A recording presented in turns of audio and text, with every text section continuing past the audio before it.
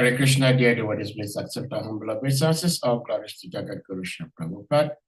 All glories to our revered speaker for today, His Grace, Shri Ganga PRASAD PRABHU, and all glories to our assembled Vaishnava devotees. Devotees, we thank you all as always for being here. This is Transcendental Krishna Katha. And we have one of our own, His Grace Ganga PRASAD PRABHU.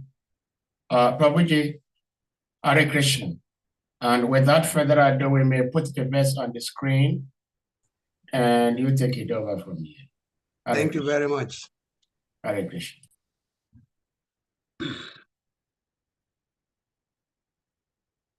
Om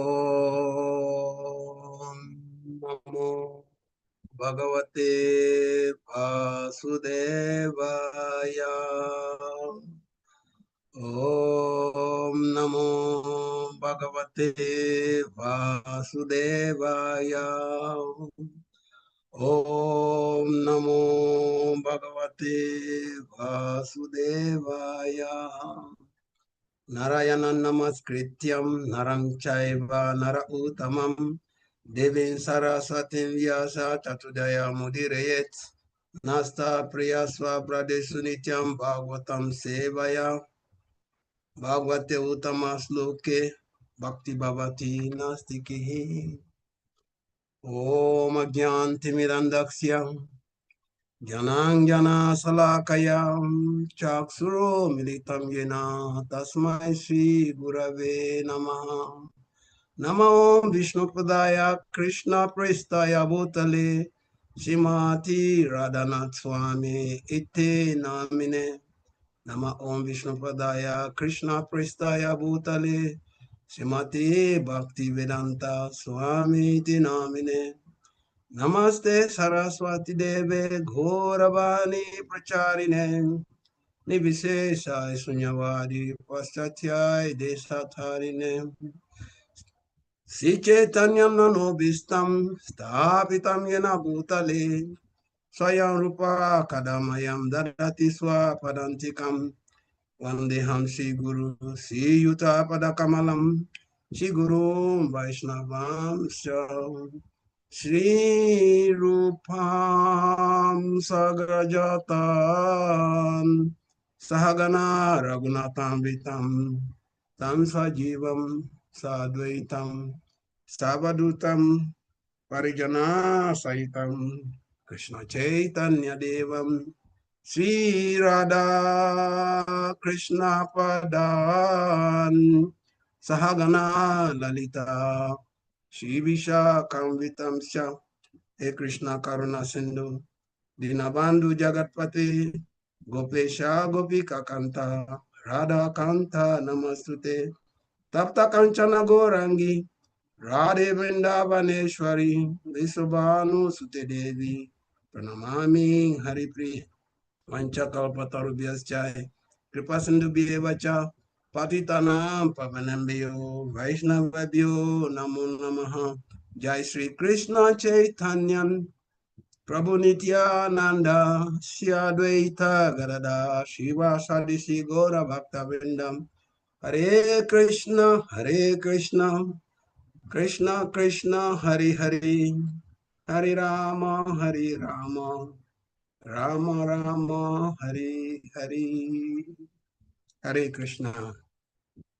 I'd like to thank the organizers of the platform for giving me the privilege and opportunity to participate, and also welcome all those who are converged here, begging for your mercies, that I will be able to do this service with due diligence for my purification and for the betterment of or benefit of the audience.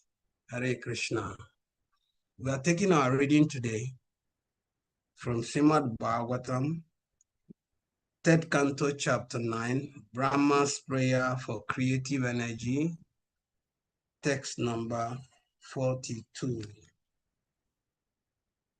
Aham Atmanam Data Presta Sampresya Samapi ato mayi ratin kuriyat deha diya krite priyaha aham atmanam data presta san pres yasam api ato mayi ratam kuriyat deha diya krite priyaha aham atmatmana data presta san preya samapi ato mai ratim kurya deha diya krite priya.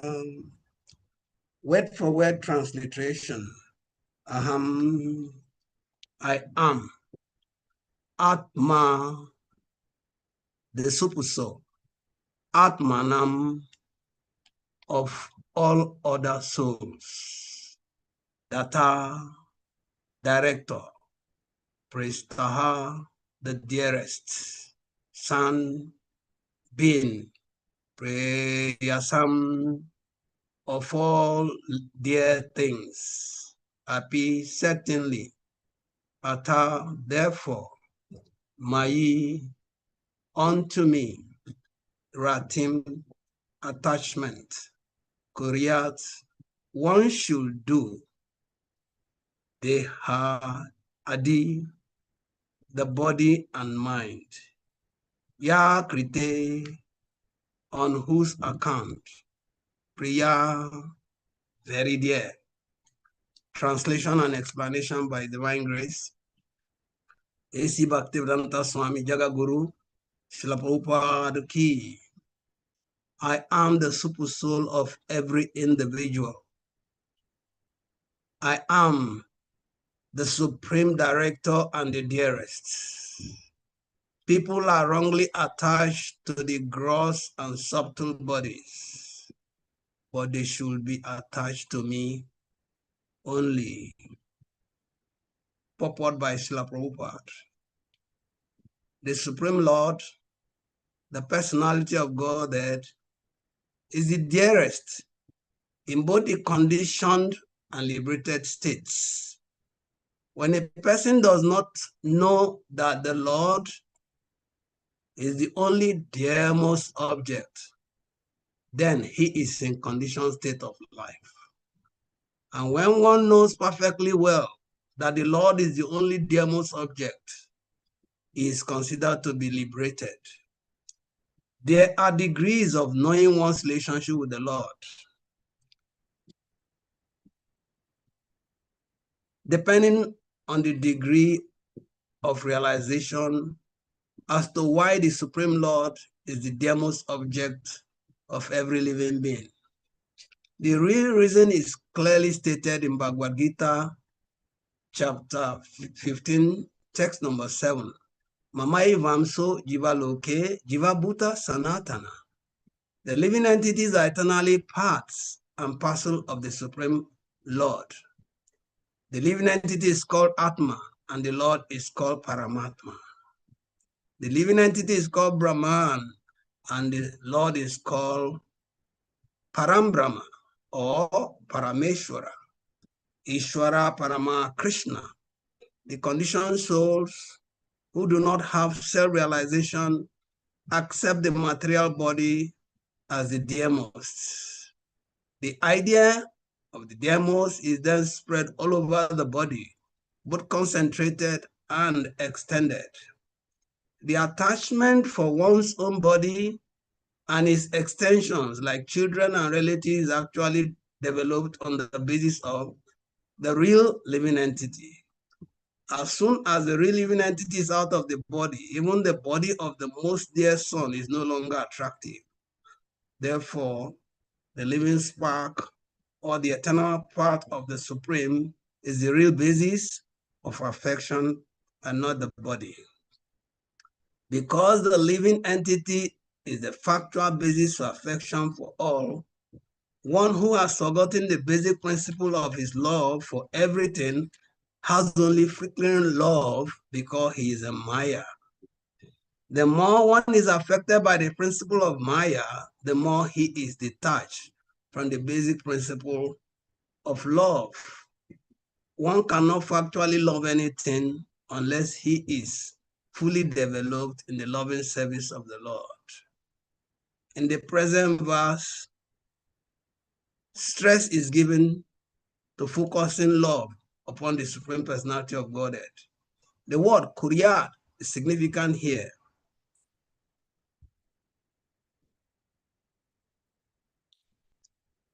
This means one must have it.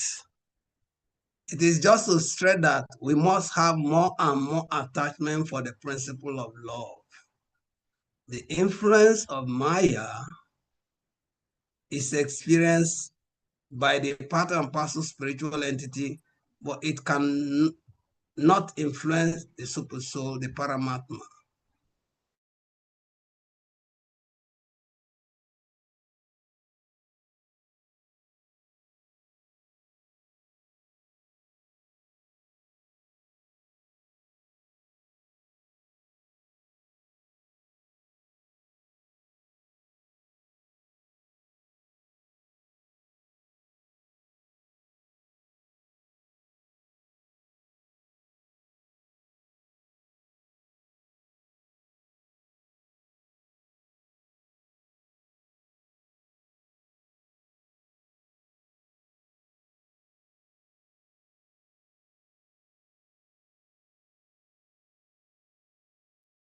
PRABHU.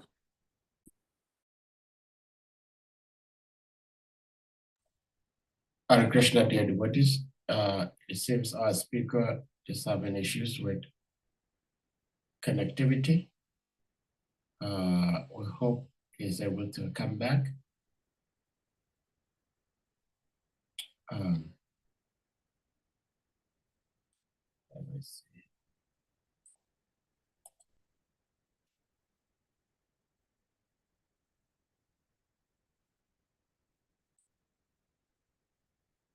All right, so while we wait for him, I will continue with the reading.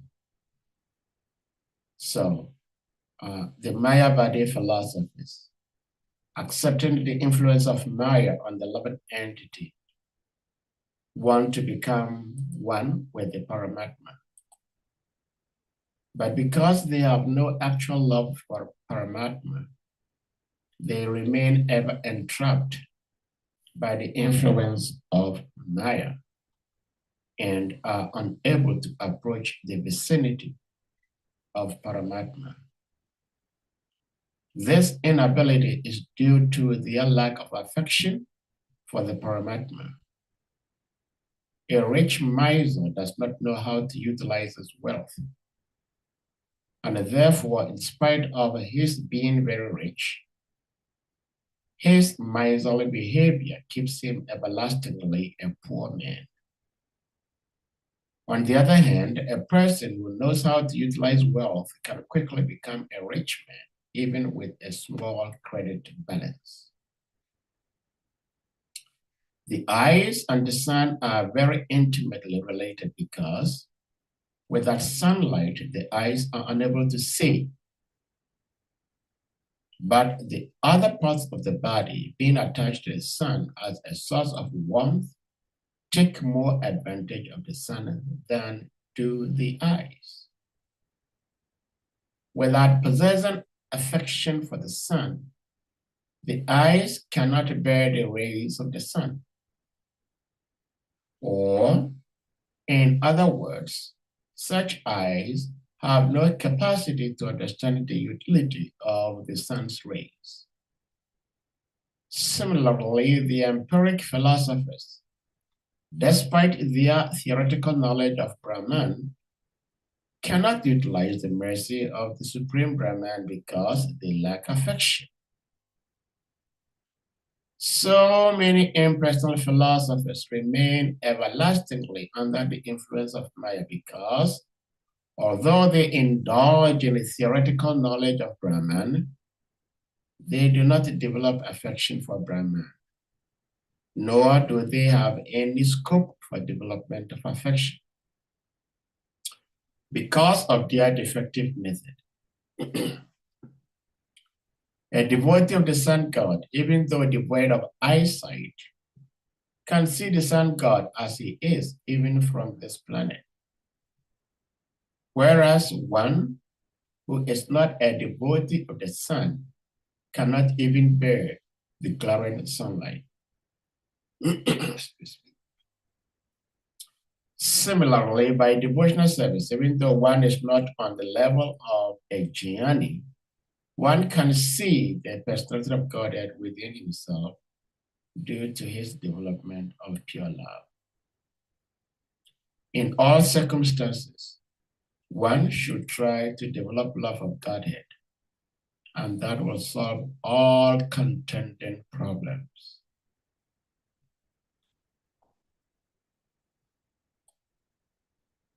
I'll take the translation again.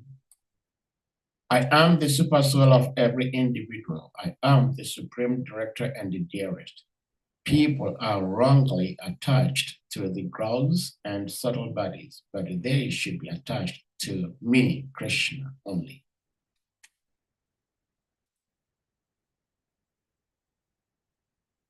Oma Jana Tigrandasya, Jana Jana Shalakaya, Chakshu Unmilitam Yena Tasmai Shri Gurabhinamaha.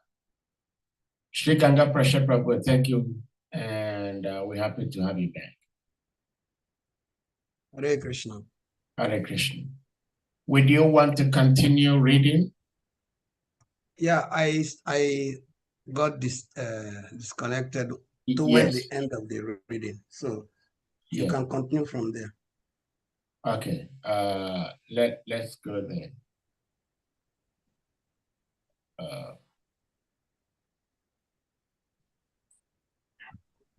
Mayavadi. Yes, that's it. The Mayavadi philosophers, all right, accepting the influence of Maya on the living entity, want to become one with the Paramatma. But because they have no actual love for Paramatma, they remain ever entrapped by the influence of Maya and are unable to approach the vicinity of Paramatma. This inability is due to their lack of affection for the Paramatma. A rich miser does not know how to utilize his wealth, and therefore, in spite of his being very rich, his miserly behavior keeps him everlastingly a poor man. On the other hand, a person who knows how to utilize wealth can quickly become a rich man, even with a small credit balance. The eyes and the sun are very intimately related because without sunlight, the eyes are unable to see. But the other part of the body being attached to the sun as a source of warmth take more advantage of the sun than do the eyes. Without possessing affection for the sun, the eyes cannot bear the rays of the sun. Or, in other words, such eyes have no capacity to understand the ability of the sun rays. Similarly, the empiric philosophers, despite their theoretical knowledge of Brahman, cannot utilize the mercy of the Supreme Brahman because they lack affection.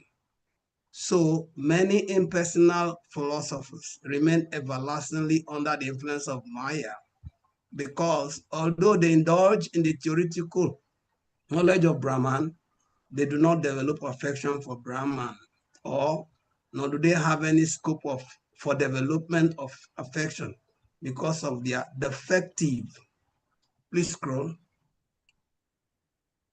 because of their defective method. A devotee of the sun god, even though devoid of eyesight, can see the sun god as he is, even from this planet, whereas one who is not a devotee of the sun cannot even bear the glaring sunlight. Similarly, the devotional service, even though one is not on the level of a jnani, one can see the personality of Godhead within himself due to his development of pure love. In all circumstances, one should try to develop love of God, and that will solve all contending problems.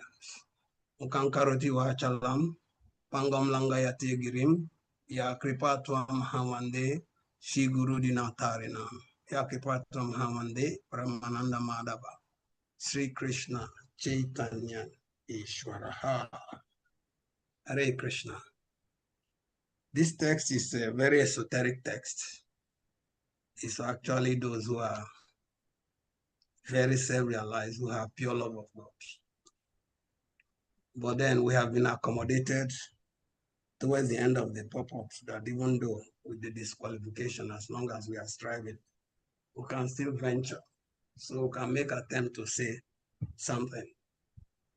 The text is very, very beneficial for all, despite theology and tradition. It is affirmed here, God is speaking after Lord Brahma's prayer, that the Supreme Lord, the personality of God, is dearest in both the conditioned and liberated stage. So God is for everybody, irrespective of our inclination, our theology, and our tradition. So in the Bible, God said, I am the Lord thy God who brought thee out of the land of Egypt and out of the house of bondage. Thou shalt not have strange God before me. Means exclusively for God.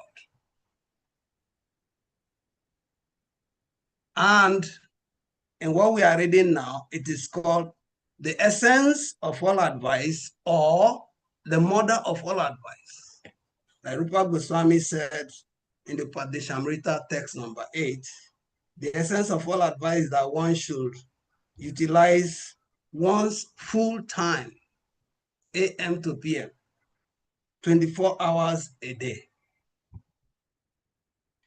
in nicely chanting and remembering the Lord's divine name, transcendental form, qualities, and eternal pastime, thereby gradually engaging one's tongue and mind.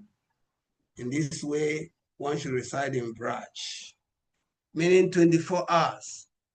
And this very instruction, it is called injunction by Srila Vishwanath Chakrabarti. It's an injunction, means it is mandatory.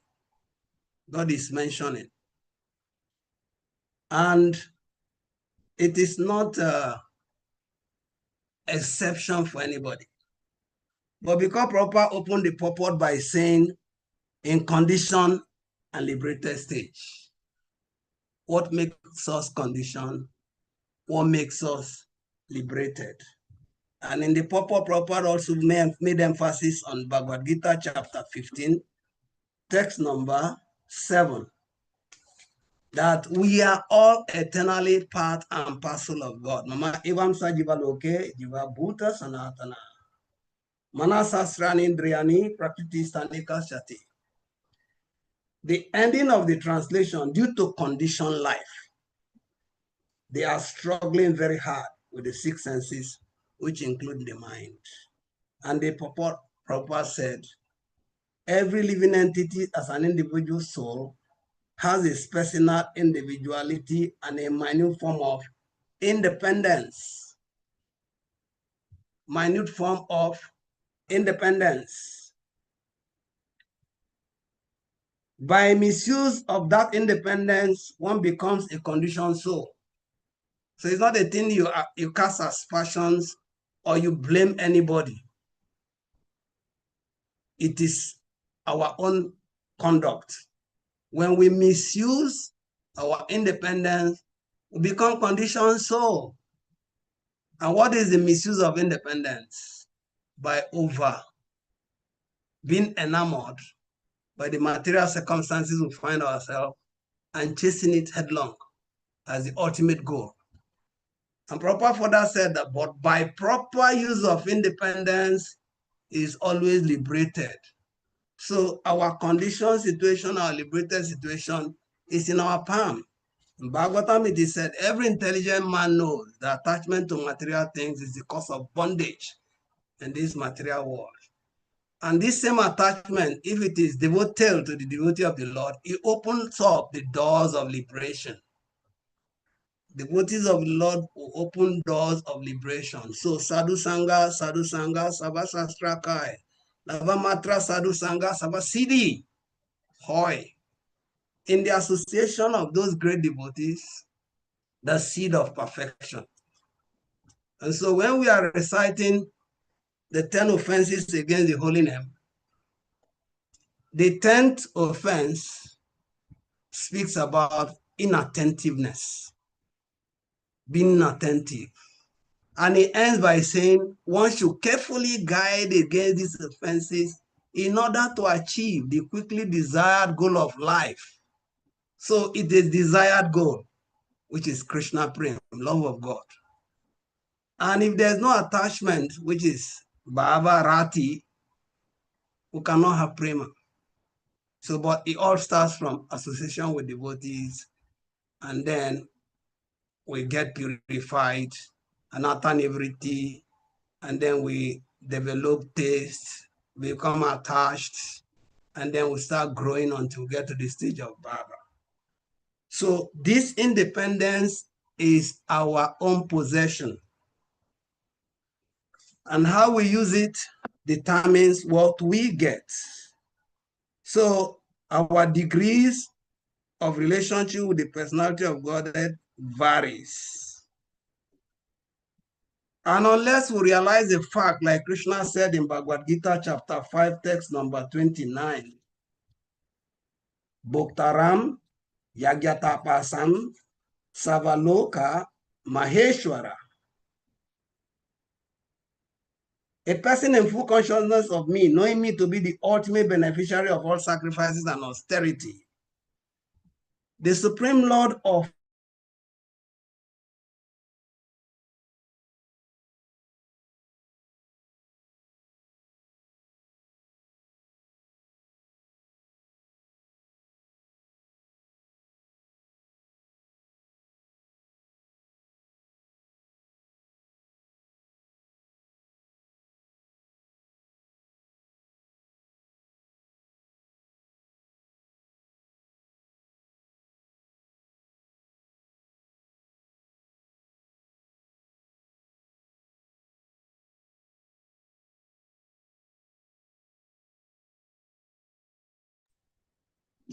All right, so Bhagavad Gita chapter 5, text 29. This Bhoktaram Yagyatapasam Sarvaloka Maheshwaram Suhridam Sarvabhutanam Jnatva Mam Shantim Richati. So if we understand the fact that the Supreme Lord is our supreme well-wisher, there is nobody who will not develop some affection, some affinity, some attachment to the person who wish him well.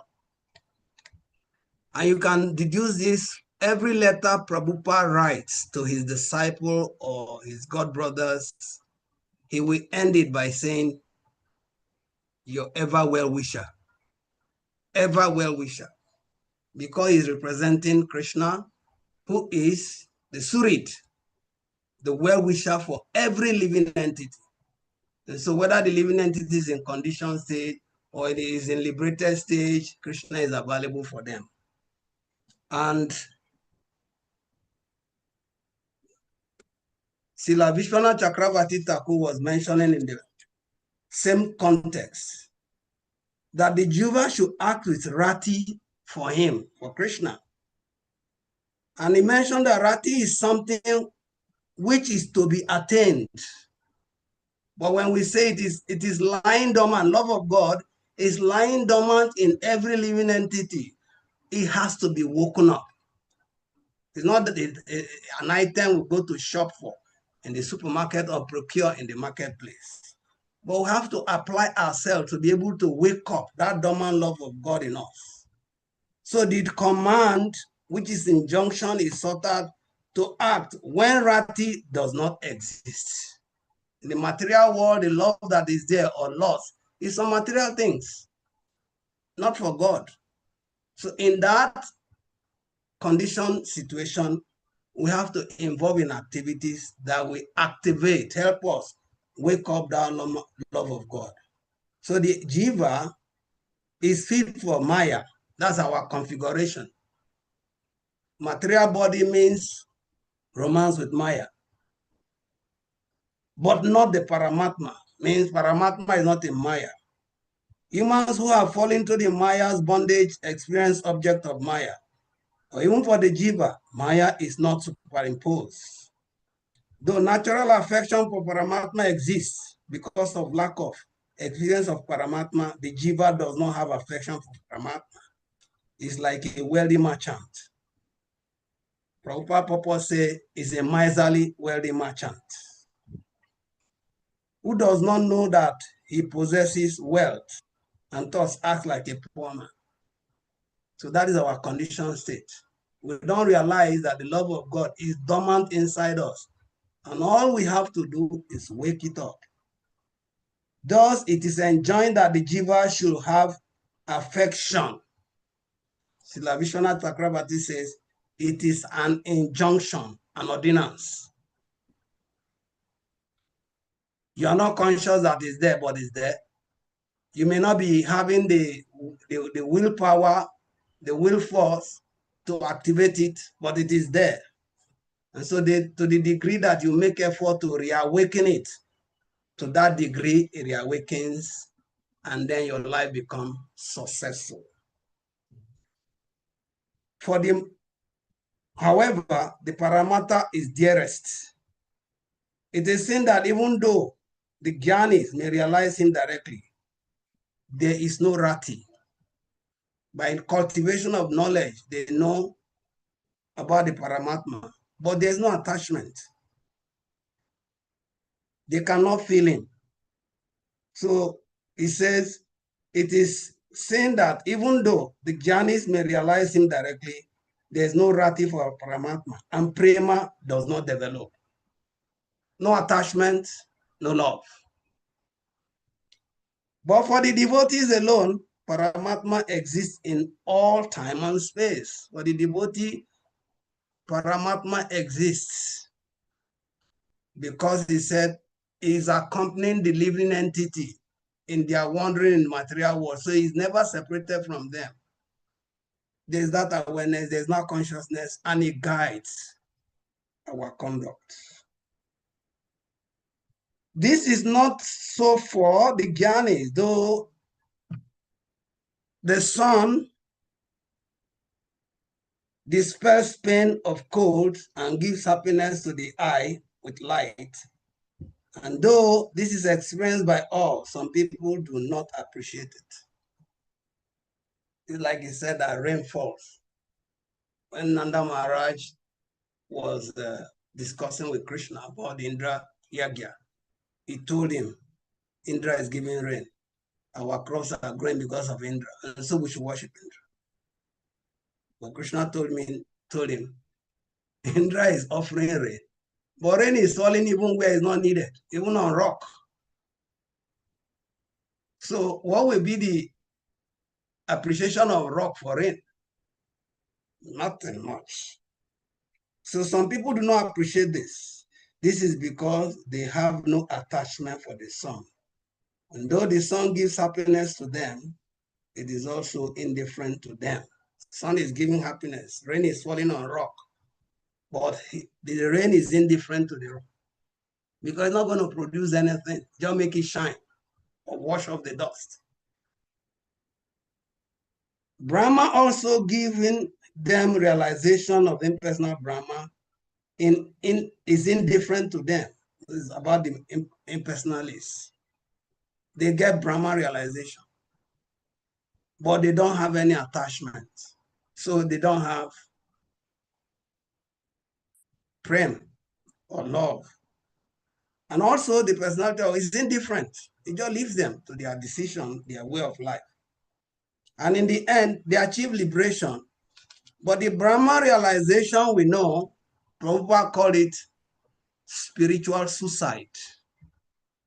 Because the living entity is active principle. We are active. And so if we merge into light and we don't do anything, it is like not existing. So Prabhupada called that spiritual suicide. But then the personality of God that does not, is not partial to anybody. He allows everybody. As they surrender unto me, I reward them. That is their own level of surrender. So God is indifferent.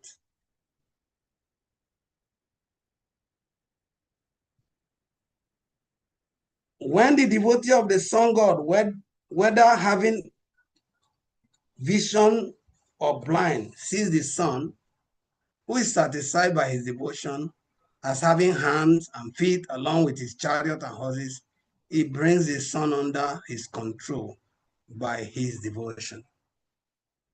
So emphasis here is that whatever we do, we should do it out of love and devotion for God. This injunction or this instruction is appropriate and it corroborates with all the prayer Lord Brahma has offered and expressed his fear of falling into Maya. But Krishna gave him this as therapy, that if in all you do, you think of me always, you walk under my guidance, and for my pleasure, you will be free from Maya. Sure. Krishna emphasized that in Bhagavad Gita when he said, Devi Hisa Gunamai, Mama Maya Duratyaya. Because here, Maya is very powerful, it's predominant. Krishna says, difficult to overcome. Duratyaya. But those who surrender unto me, they cross over easily, with ease. So you can see that the Krishna factor is very important. And that is why in Bhagavad Gita, Krishna emphasized this one instruction about having affinity, attachment, and absorption in him. He emphasized it in 2 texts. Out of the 700 texts of Bhagavad Gita, this text is repeated twice. In chapter 9, text 34, and chapter 18, text 65. Always engage your mind in thinking about me. Offer your homage, worship me. These are devotional practice. These are devotional activities. Being completely absorbed in me, it is absorption that forms attachment. It is from absorption that love evolves. You will come to me. Engage your mind always thinking of become my devotee, offer obeisance unto me, and worship me, being completely absorbed in me. Surely you will come to me. This is like an insurance, guarantee, covenant. So there's no gainsaying that we can live and live without this love for God. Our Lord Jesus Christ himself, when he was asked, what is the supreme commandment? He said to love God with all your heart and mind. No space for any other thing. No question of conditioning. We may be in the material world, but our intense absorption in the activities of Krishna will help us navigate the whirlpool of material life. And our activities will amount to success. Because in the end, Krishna said, you will come to me, means we are going back, come back to Godhead. Not to continue to be recycled in the material existence. And in chapter 1865, he said that, I promise you this, because you are my very dear friend. So these 2 texts are very important, and they synchronize with the text we are reading. As soon as we acknowledge he is the dear most and the one to give everything to, the one to please, the one to work for. Once we cultivate this consciousness, that is the success of our life.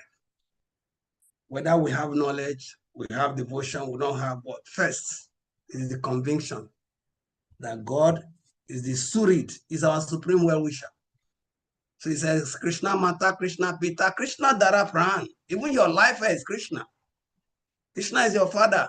Krishna is your mother. Krishna is your knowledge. Krishna is your wealth. Krishna is your everything. Mama Deva Deva, he's your God of gods. So why will you treat him with disdain or neglect? So when he says it is an injunction, means you cannot do without it. No matter what you practice, if you oversight this, you failed. So in the end of the purport, he said, for this reason, Ata, one should show affection for me. The result of which, Yakrite, is that the intelligent man will have affection. For the intelligent man will have affection for the body, Dehadehi Priya, and we use the body and senses to perfect bhakti. What does it imply? Because we want to love God does not mean we should hate the world or we should be averse to the world. It just means we should learn Yukta Vairagya, using everything available for the pleasure of Krishna. And that is why at the platform of the Uttamadhikari, everything is made perfect. Everything has a functional use. Everything is purposeful. There's no fault anywhere. That is what they live. That is what they experience. But they preach. To preach, they have to descend to the platform of Madhyama Adhikari, just to preach to the condition of living entity, to rise from living as karmis. Everything is for our senses, for our enjoyment, for our control.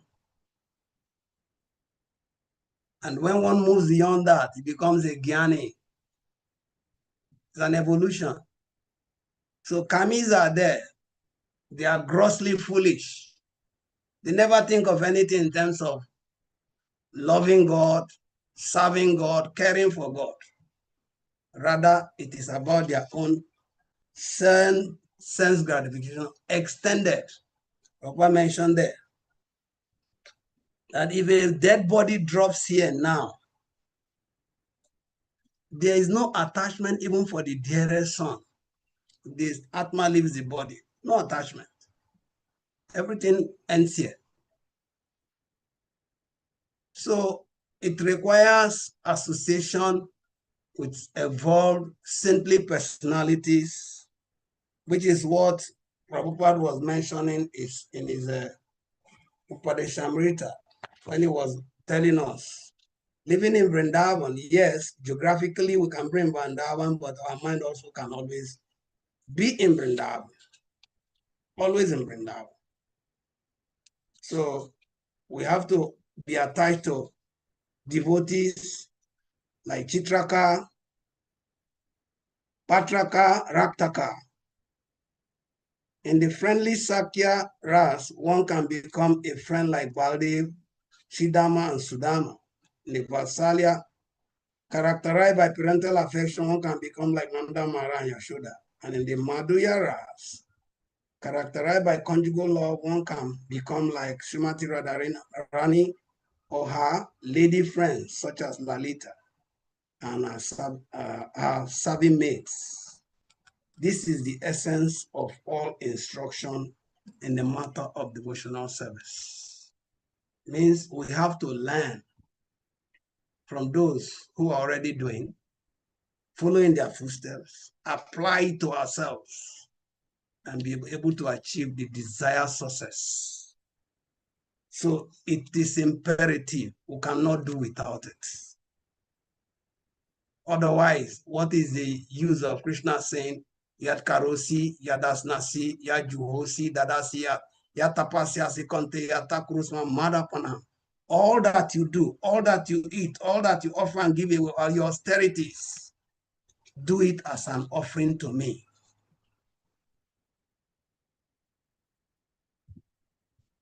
It is only one you have affection for, one you have some attachment for, one you have some love for, that you offer to. Otherwise, it is only you. You are the beginning and the end of everything. And that is demoniac mentality. Ishwaruham, Aham Bugi, Sidoham, Walabansuki. I'm the controller of everything. I'm perfect.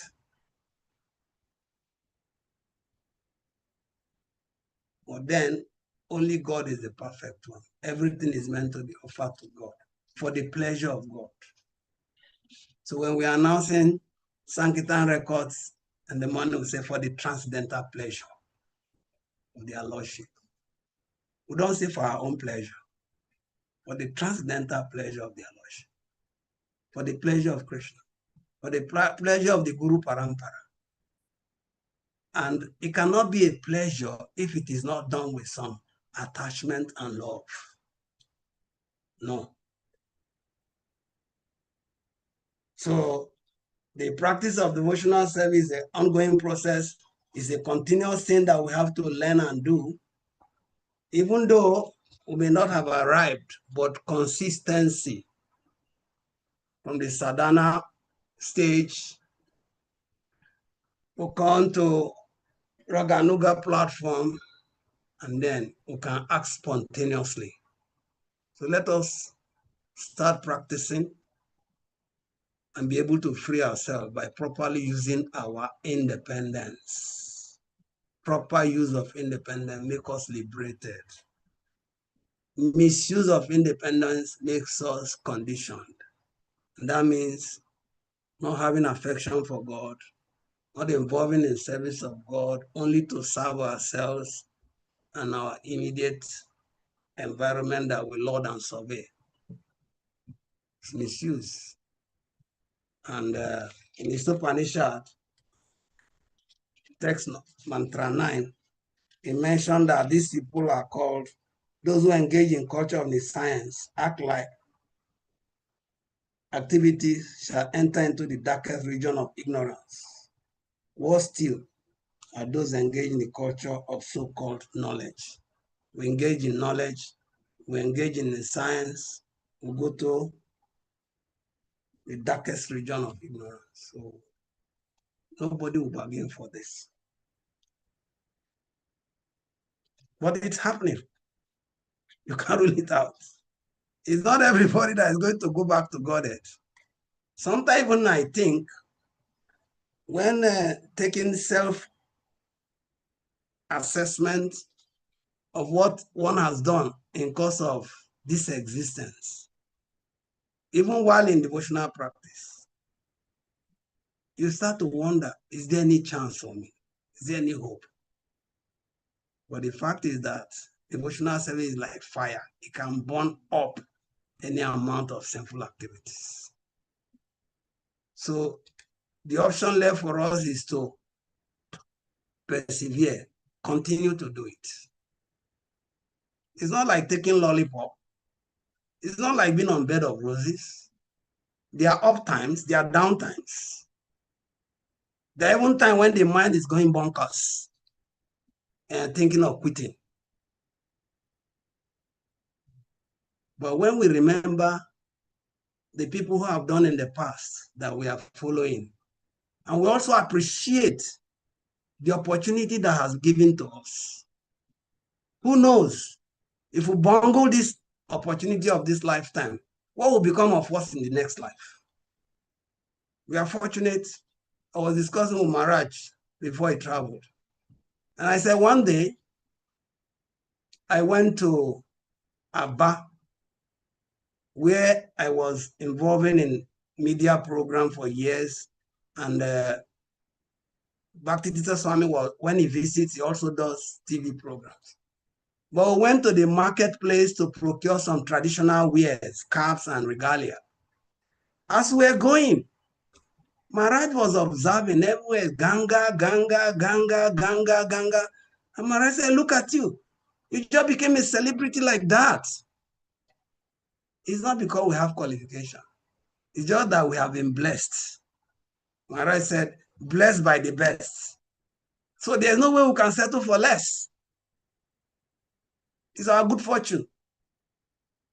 In my devotional career, I remain eternally grateful. I didn't come back here because I was a stalwart. I've become so seasoned that I can do anything.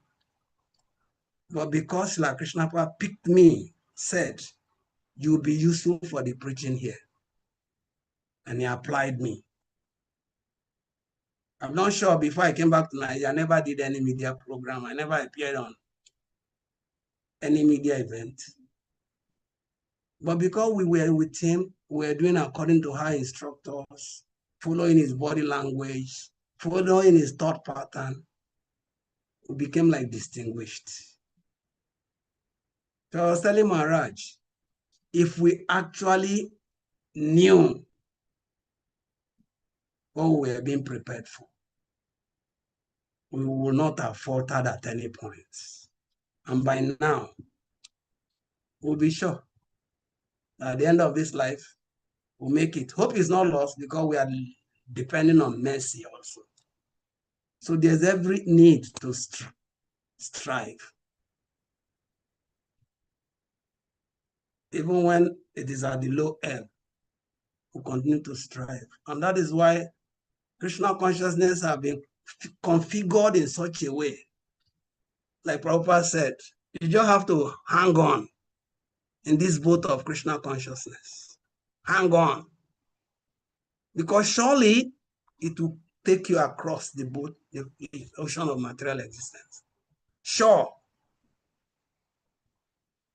So we should not find any reason at any point to think, oh, I had it to the neck, so I have to quit.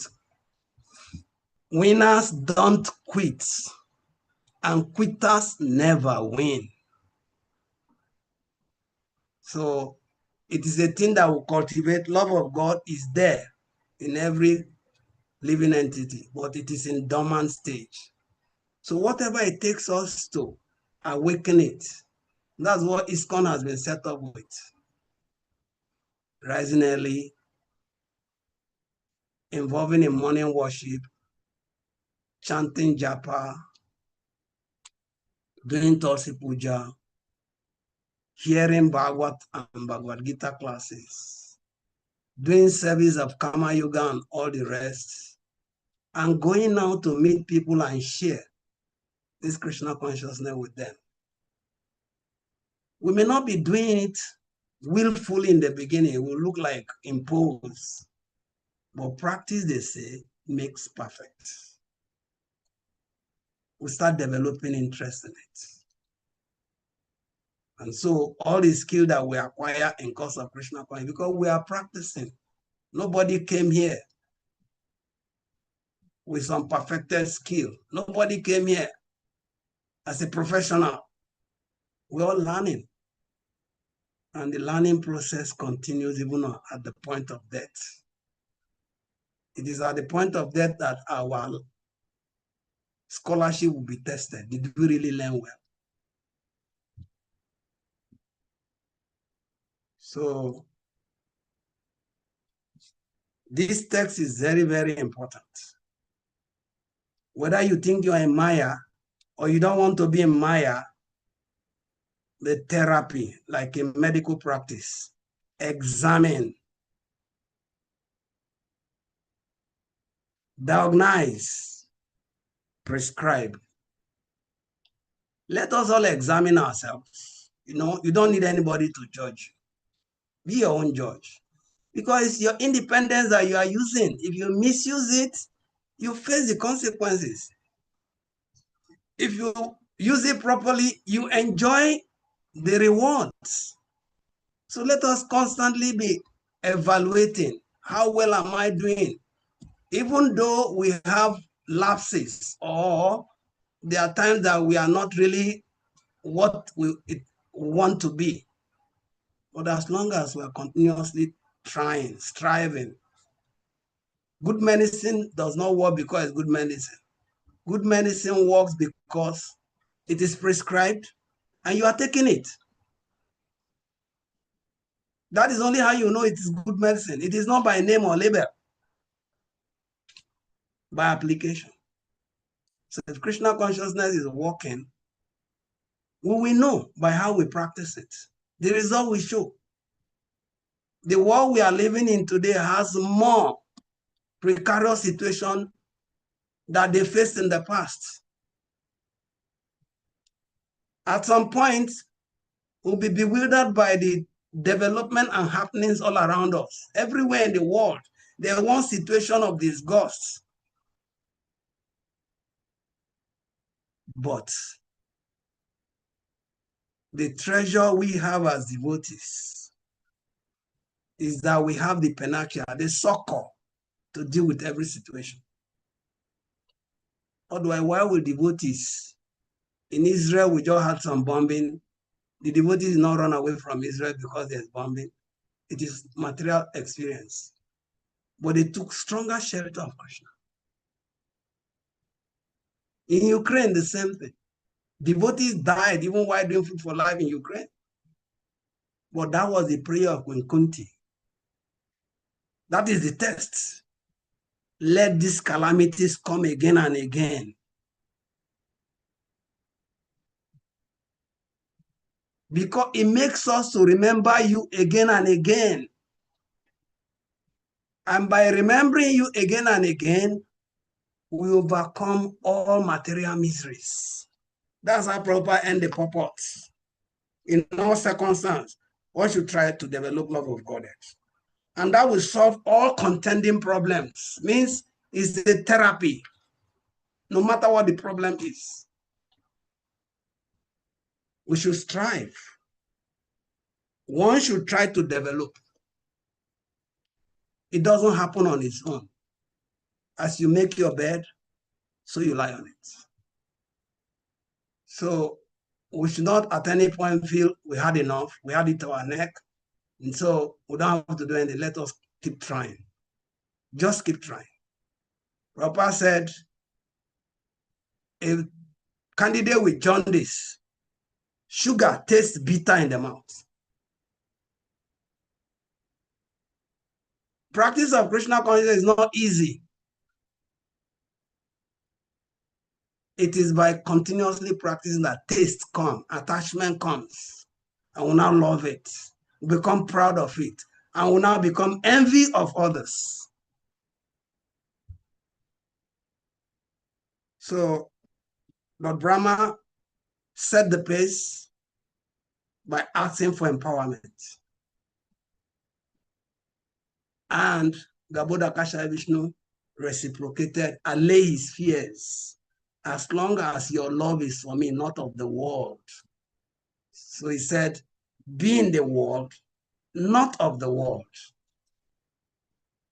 And how can you be in the world and not of the world? You have to have higher tastes. Be with God, even while in the world. And you will overcome. So text is very interesting. Purport is very elaborate and informative. And Bhakti Yoga or devotional service is exalted. And you cannot do devotion without appreciation. It is good fortune. Brahmananda Brahmeti Kona Bhagavan Ji, Guru Krishna Prasade Paya, Bhakti Lada Beach. We wander, we are wanderers from planetary system to planetary system, from lifetime after lifetime, species after species. But when good fortune come our way, we meet a bona fide spiritual master. He will plant the seed of perfection. And that seed of perfection is devotional service. So it's good fortune. Sometimes we think it's just this lifetime we must do it. Yeah, Prabhupada said now. But Srila Krishna Prabhupada said, some of the people we are giving initiation, we are sowing seed for the future. They may not meet the mark in this lifetime, but because the seed has been planted, it will sprout in future. So let us continue to be grateful on our own, also be appreciative of those around that they joined the bandwagon, and we should be consistently thinking always of Krishna. So in the first canto, second chapter, it is mentioned there. Tasmad eke namanasa bhagavan satwatapati sotyavya kritivyascha dyeya puzya shanityada. Therefore, with one pointed attention,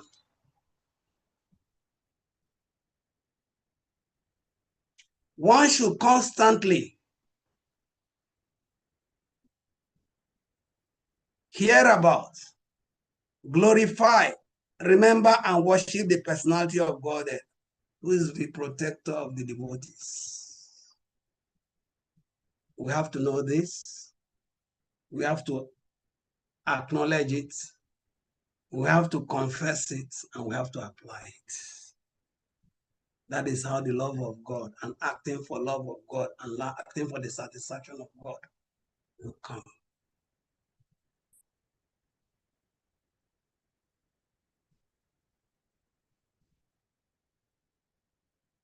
Those who are on this path, their resolute is purpose. Their goal is one.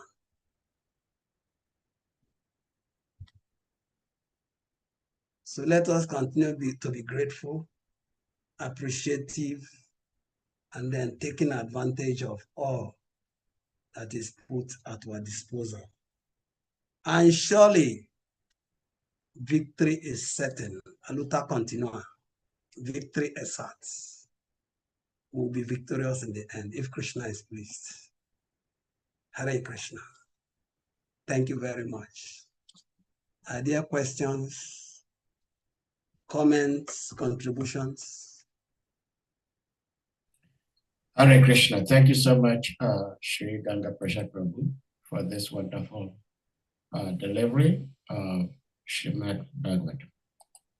Dear devotees, if anyone may have questions, comments, reflections, realizations, insights, you may want to ask or share, please indicate by using the hand emoji or your physical hand, and you'll be asked to unmute to ask your question or share your reflections, insights. Hare Krishna.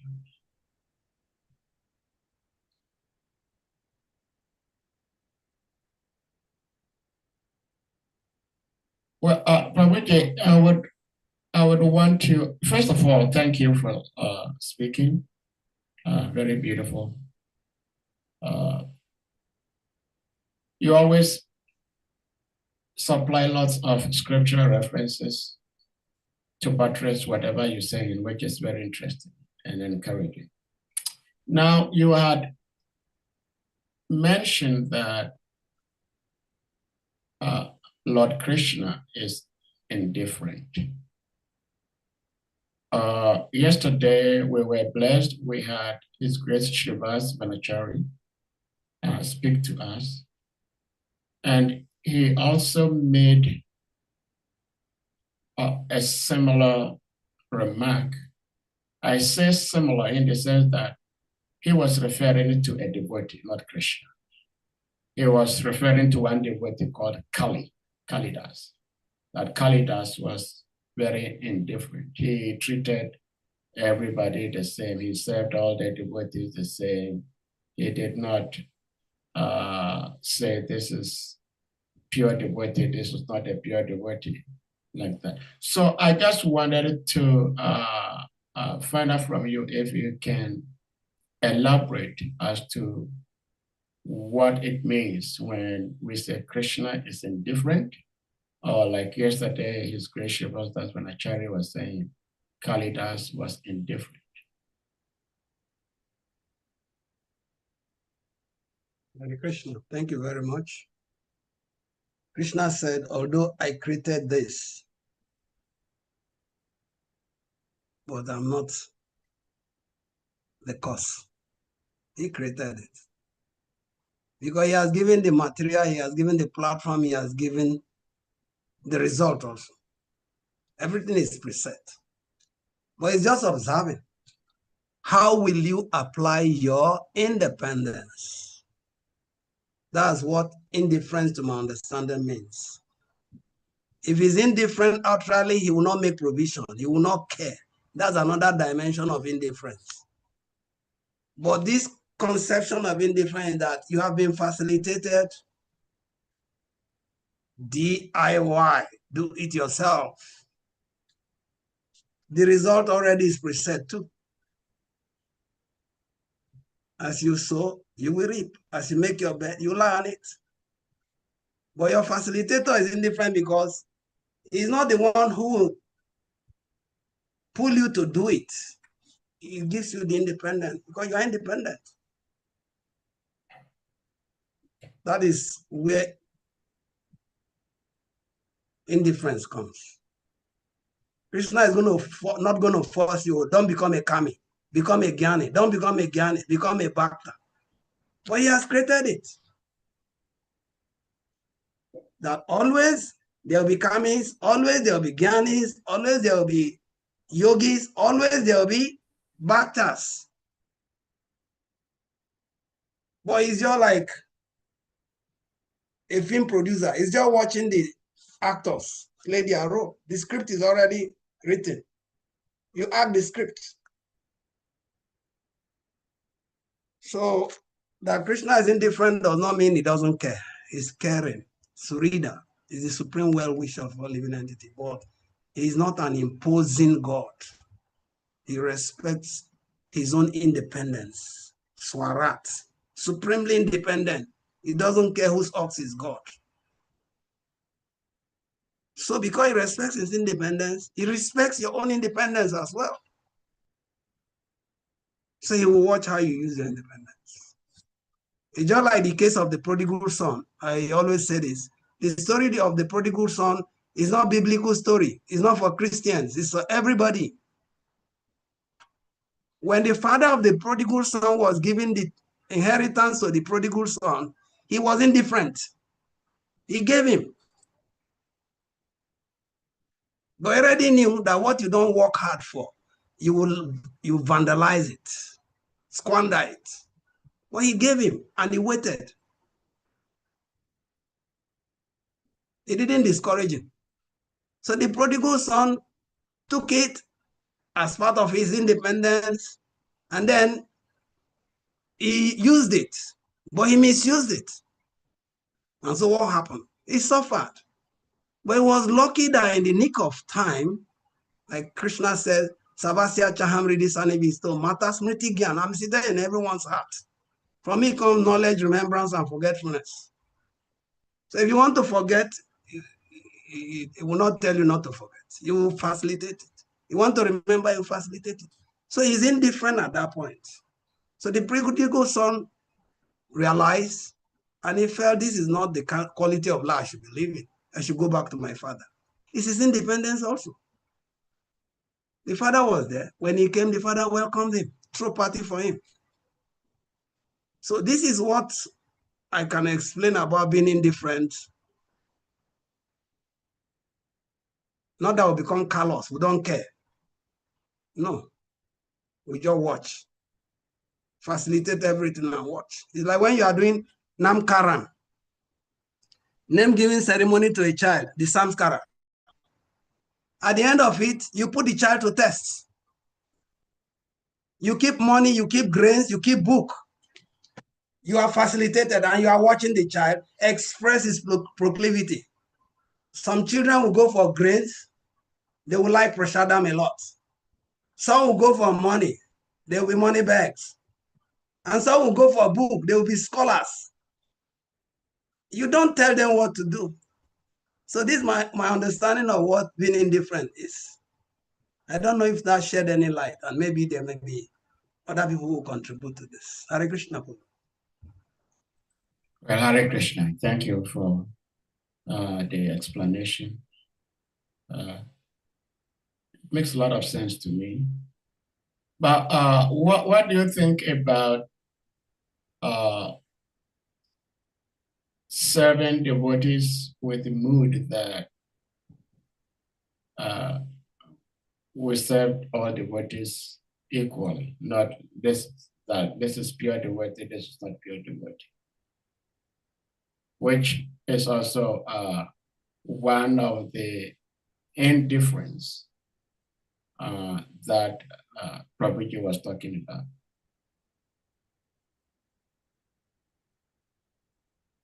I mean, when I say Prabhuji, I mean His Grace Shiva's Daspanachari yesterday. Yeah, he has his context that is focused on. And in serving devotees, we don't serve devotees ignorantly. By being devotee, by being subjected to this knowledge, we do identification also. A Kanista Adhikari, he is attached to the deities. He will do anything for the deities, but he bungles interaction with devotees.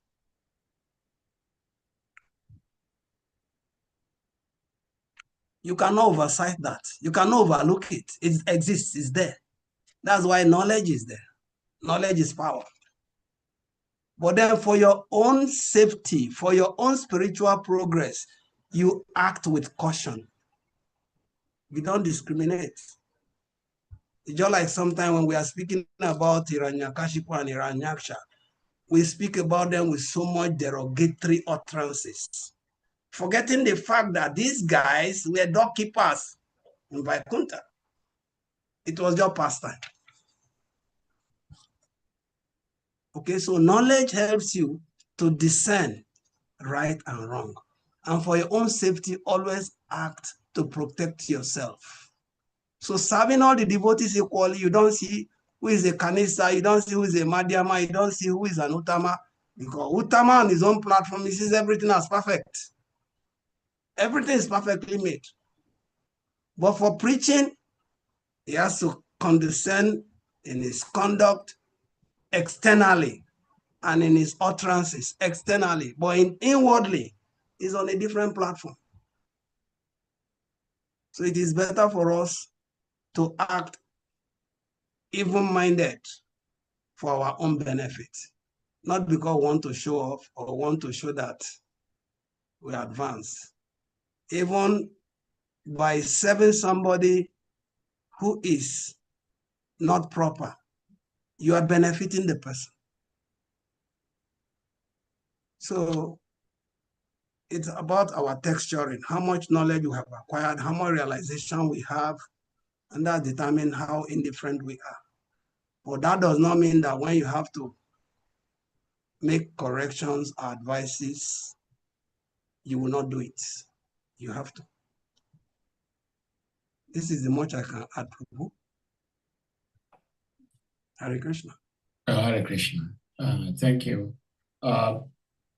I'll say thank you again because one, of course, you explained it scripturally and to your understanding.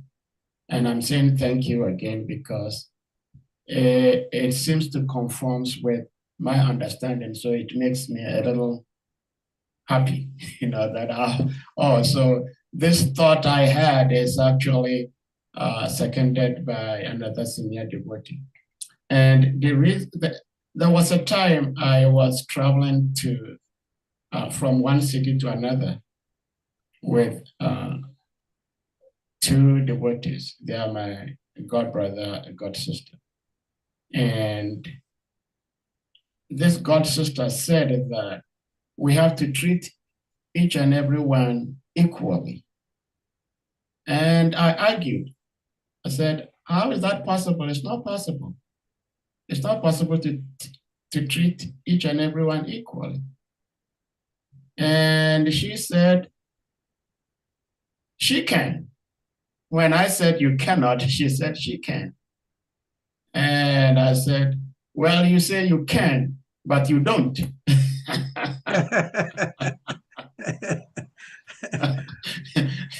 And I said, well, we're traveling from one city to another. It's a long drive. And what are we traveling for? We're traveling to celebrate someone's birthday. We're traveling to celebrate the appearance day of His Holiness Baptista Swami Maharaj. So I asked her, how many friends do you have and how many birthdays do you travel from point A to point B to participate in?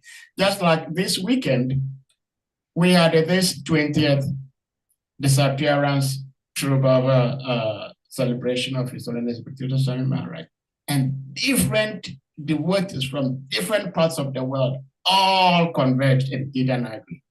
Now the question is, all these devotees who traveled from different continents to come to Gidanagri, how many of them visit their beloved who is passed on 5 years ago? They don't do that.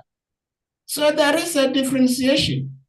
And I'm so happy you spoke the way you spoke, because I believe, I do not know, but I believe even in the spiritual world where they are all pure and succinct, they serve each and every one, they still know that there is a level. When the gopis are dealing amongst themselves, there is a way they deal amongst themselves. When they're dealing with Srimati Radharani, I believe, it's my speculation, that there must be some level.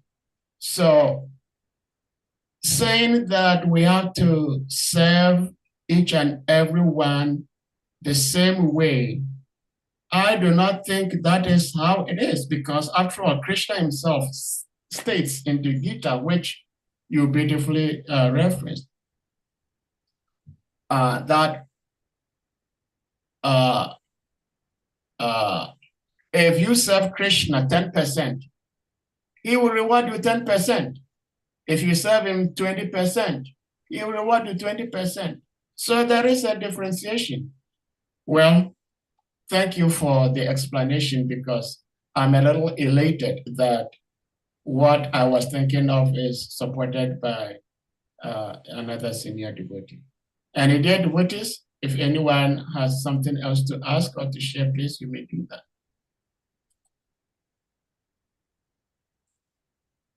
Well, thank you. See, this past weekend was a weekend of a blast of blessings and ecstasy. It's indescribable. I mean, even if you watch it on YouTube, you will see the ecstasy, but it will not be the same as you being there in the present. And one of such ecstasies was one of our beloved, His Grace, Bhakta Hassan.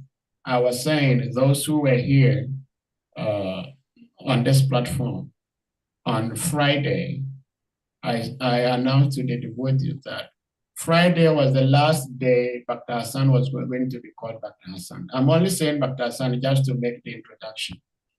But on Sunday, Bhakta Hassan had initiation from His Holiness Bhaktisiddhanta Damodara Maharaj, and he had his beautiful divine spiritual name. And so henceforth, Bhakta Hassan is dead. And we have Hamsa Dutta Prabhu. So even before he opens his mouth to say whatever, whether to ask a question or whatever, we will humbly request all the devotees to kindly unmute their mics, and we all chant like GANGA PRASAD. So quick. Jaho. So quick. No, I don't think it's so quick. We need to do this before he opens his mouth. Please. Let us all say, Hare Krishna! Hare Krishna! Krishna, Hare Rama, Hare Rama, Hare Rama, Hare Hare. Congratulations, Amsaduta Prabhu. Amsaduta Prabhu ki jai ho. All grace to His Holiness Bhakti Dirata Mandara ki jai. Yeah. All right, so Amsaduta Prabhu, now the door is open, the windows are closed. Walk through with broad chested. Thank you so much, Grace. Thank you. I'm a little bit nervous, but I will try to to speak. Actually, thank you so much for the class. Please kindly accept my respectful obeisances. All glory to Gurudev, all glory to Prabhupada, and all glory to you, and all glory to the wonderful assembled devotees. Actually, I have a question, but first of all, I want to thank all of you for your mercy. Since I joined this Hare Krishna platform, it has really transformed me, and it has really have a very big impact in my life. And I don't know, I don't have the words to say how much I appreciate all of you, and I don't have the enough words to say how thankful I am to have all these wonderful devotees who are physically around me and those who are not physically around me. They have really do a very good job on me, and they all have the qualities of His Holiness Bhakti Swami. As a father part, as a friendly part, as a chastisement, and they all can see all the qualities in them. And I'm so super grateful to be, though I'm not qualified, but they treat me like even I have the same age like them. And I feel so fortunate and blessed to have this blessings and mercy from them. And I'm so grateful. I'm so grateful. So, and like His Grace Asadev Prabhu said,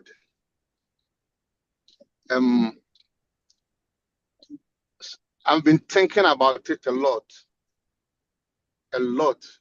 and I feel so fortunate because Raghunath Maharaj was there. His Holiness Raghunath Maharaj was there.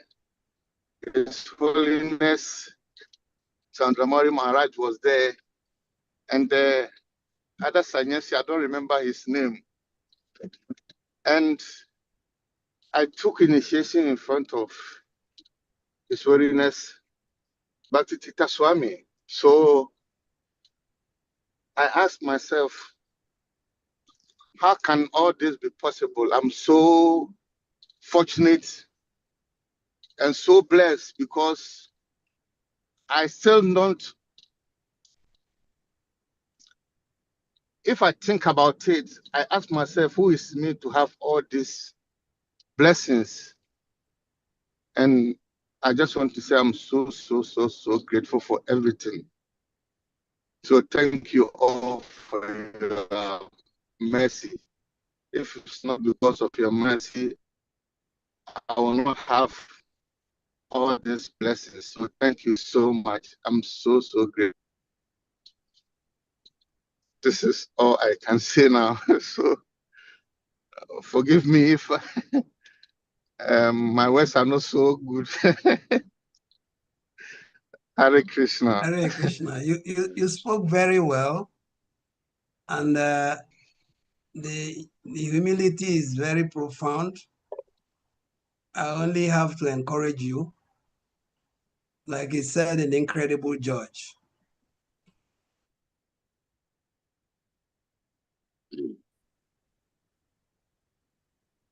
Yes, thank you. So, Your Grace, the question I wanted to ask is that, and prosperity is all over the corner. You just have to stretch out your arm and pluck for yourself. So as soon as I was seeing your hand raised and I was seeing Hans Saduta, I first of all wanted to congratulate you. So congratulations, whatever you have been doing this far that has brought you to this platform, be consistent about it. That's what I said.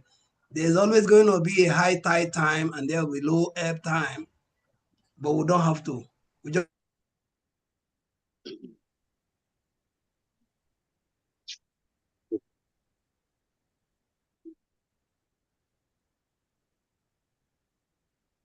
have to be consistent. Keep doing what you know how to do best.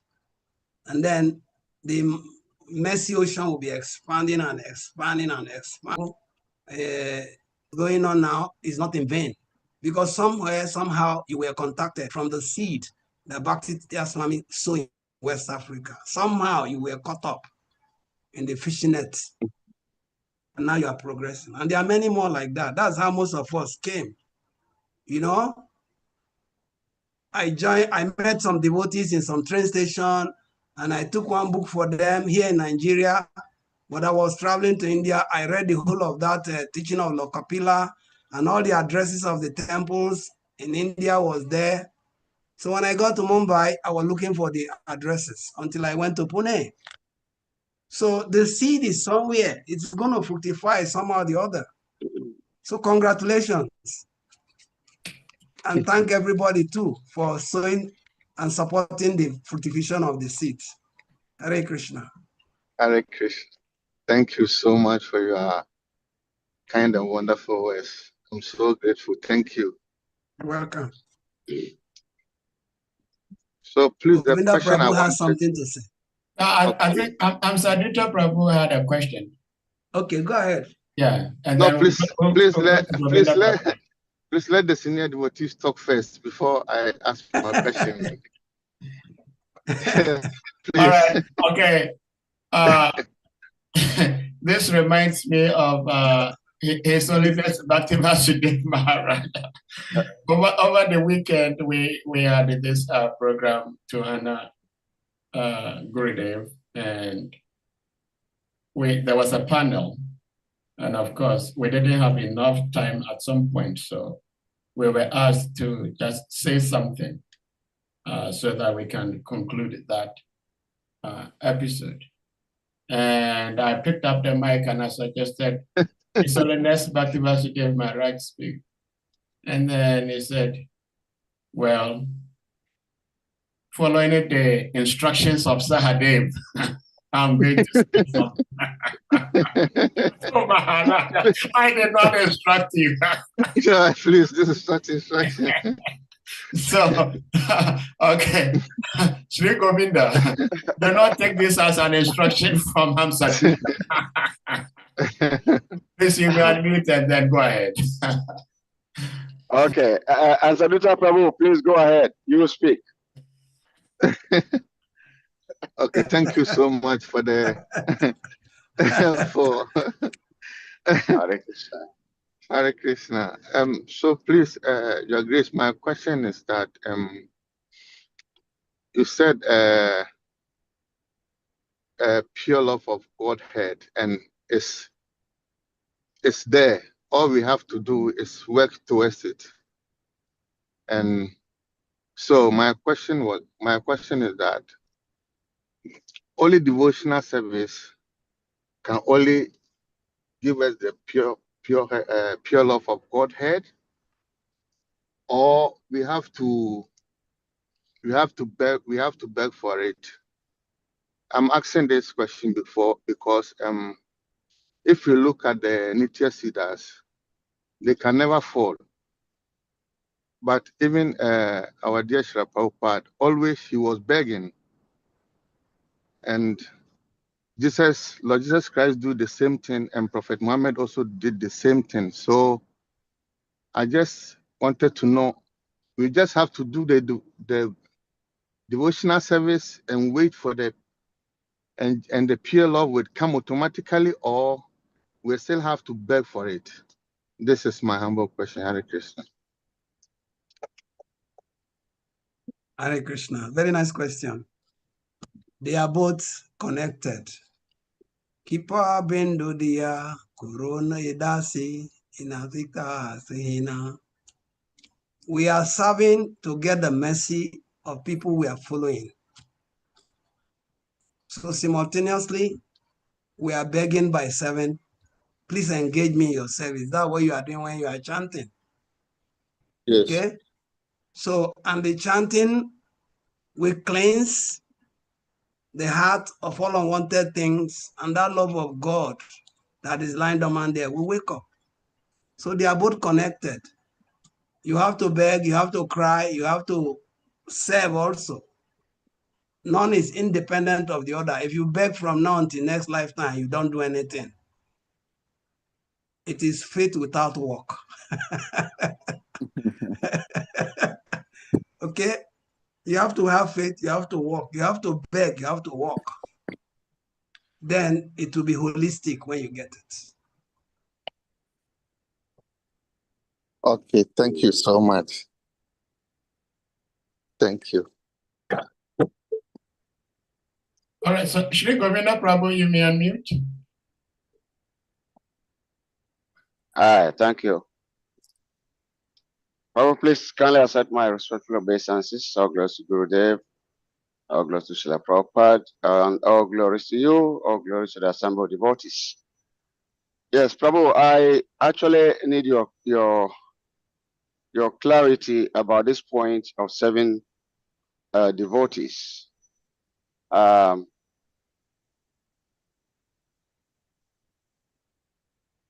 Sade Prabhu was given his opinion about 7 the devotees on the same level or on the same equal platform. And I think I agree with what he's saying, because if I go to my before my spiritual master, the respect, the mood in which I would go before him with will be different from the mood and the gesture that I will exhibit when I meet my God brothers or God sisters. So I agree with him, but at the same time, I'm also thinking, what do we actually give out when we say we are 7? What do we give out? Do we give out our love to the individuals that we claim to be 7, or we give him the paraphernalia? Lord Krishna himself says that we can never please him, and if we want to please him, then we should please his devotees. So we are doing everything possible to please the Lord, but the Lord says all those things, yes, he accepts those, but he also encourages us to please his devotees. And yeah, that is what the point I would like to understand, because I can offer, a whole Vyasasa to my spiritual master, but, with very expensive, maybe golden or diamond asana, but the motive behind that service might not be 100% pure. And someone may offer him just a simple chair, but with a very high level of love and devotion. And Lord C. Krishna says, it's not what you offer me. I don't eat those food you are giving me, but I eat your devotion. And so serving the devotees or serving the Lord Is it the paraphernalia that we are presenting or the love behind what we are giving? And if it is the love that the Lord accepts, then my take will be that, of course, giving the spiritual master something might be something very more presentable. But at the same time, when we are giving something to just so-called regular devotee, we should also offer the same thing from the heart. The same devotion must also go to so-called an ordinary devotee. Since the devotion is what is expected, what we are giving, but not the article. Can you? I would like you to share with us your take about this point I'm giving. Thank you. Thank you very much. Thank you very much, Prabhu. Though it's a very, very thought-provoking question, but simply put, you ask, what are we offering when we serve and we are supposed to serve? The first thing is you give up your pride, you give up your ego when you bow to serve others. And that's what our Lord Jesus Christ taught. When he was asked, who is the greatest among us? He said, who comes down and serve others is the greatest. And he exemplified it by washing the feet of his disciples. This is one understanding. Another understanding is, it is not the item that we offer. We did the Bhakti Damodar Maharaj Vyas Puja, and we're asking, what is the highest worship? And I was quoting. I know it's. Sorry. Yeah, go ahead, please. Probably go ahead. Sorry. I was quoting Shiva answering Parvati, that the highest worship is the worship of Vishnu. But Vishnu himself said, Ma Bhaktya Puja Abhyadika, higher than my worship, or higher than the worship of Vishnu, is the worship of Vishnu's devotee. Because Krishna is happy when you serve his devotee. But it takes giving up ego, giving up pride. That's why Shiksha Sakam, third stanza says, Trinada pi sunechena, tarora pi saisuna, amanina, manadena, kitaniya sadari. So Maharaj responded and said, we are not actually coming to worship people or individuals. We are coming to congregate, to celebrate devotional activities. The chanting, the hearing, the offering, the dancing, everything. So somebody may come for a Vyas Puja and he didn't come with anything. But his presence counts, just like Sade Prabhu was saying. They are going for Vyas Puja. How many people Vyas Puja do we make ourselves present for? Okay, so our present also is something. Because we can prioritize, oh, this is not a prime priority for me. I can attend some other things. It's also a gift. So we cannot quantify it.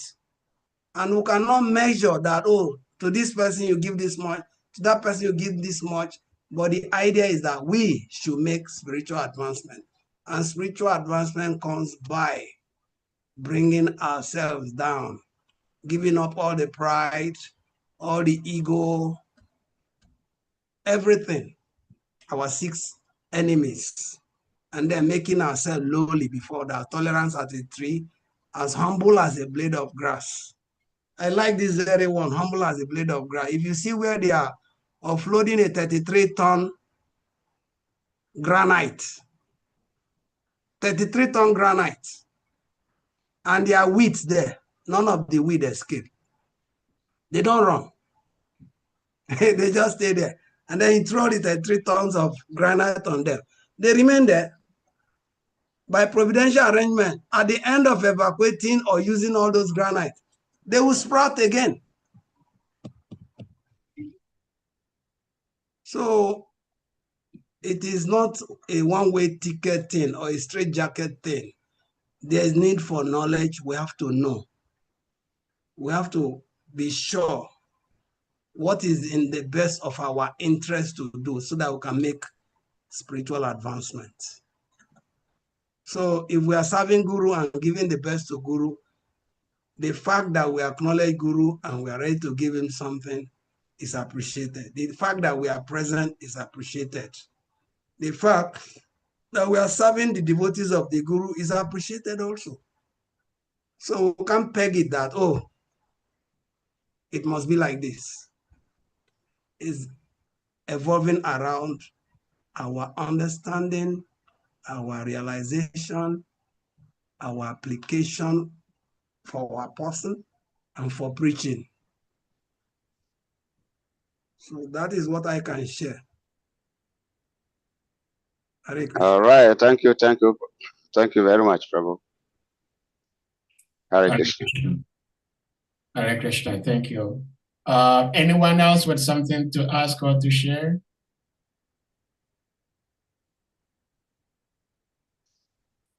Well, Prabhuji, I have one last question. Go ahead. And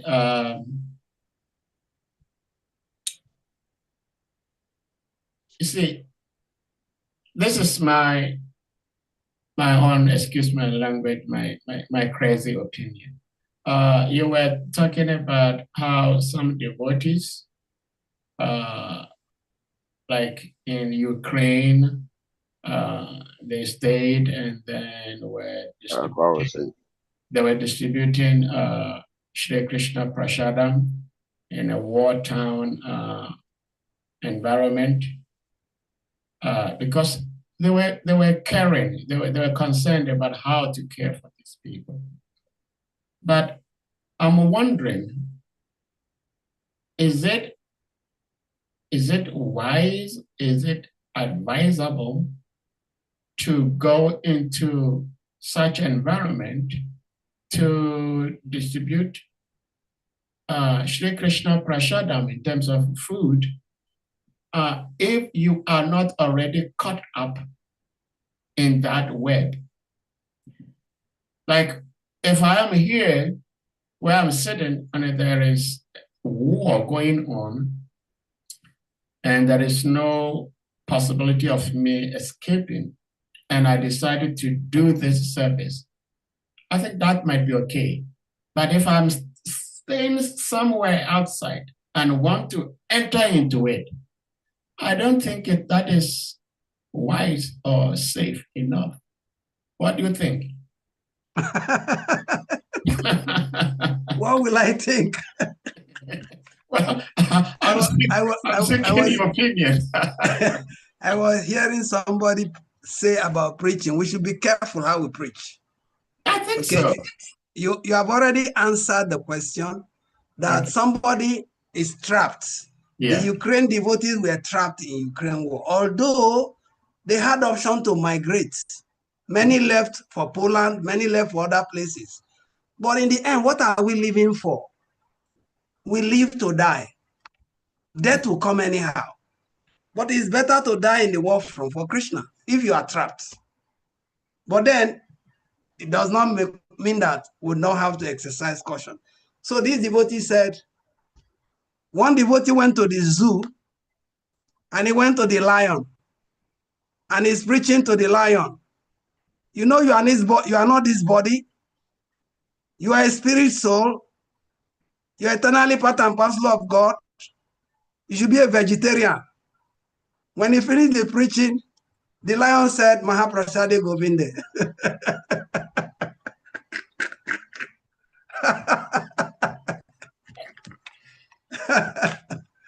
So, if you are trapped in the zoo, you just be prasad. But if you want to exercise franchise, that is up to you. So we live for Krishna, we die for Krishna, we do everything to help the conditioned living entity. So giving prasad, yes, it's not wrong. If we have option to do it somewhere else, we can do. But you know, we are not equally yoked. Our evolution is different. So some people are like die hard. The moment I had Hamsaduta Das, I remember Hamsaduta Swami. Yeah. And how much they gave for Prabhupada. They went to Japan where people are not ready to take it. They were doing Hari now profusely. And he wrote that book, Ancient Medicine for Modern Man. Yeah. Okay?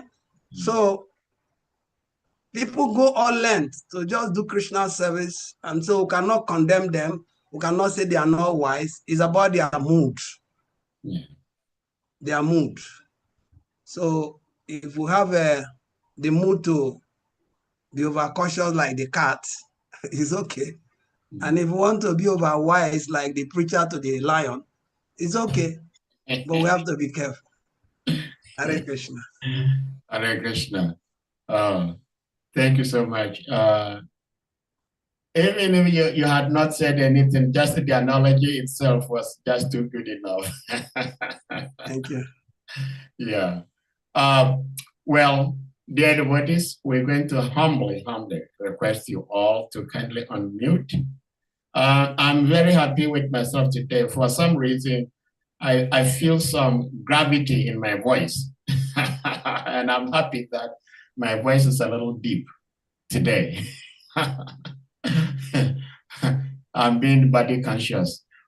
Please, you may all unmute yourselves and we all chant Hare Krishna Maha Mantra to express our appreciation to our beloved, wonderful God brother, uncle, His Grace, Ganga PRASAD PRABHU.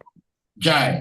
Hare Krishna, Hare Krishna, Krishna, Krishna, Krishna, Hare Hare, Rama, Hare Rama, Hare Rama, Rama Rama, Hare Hare.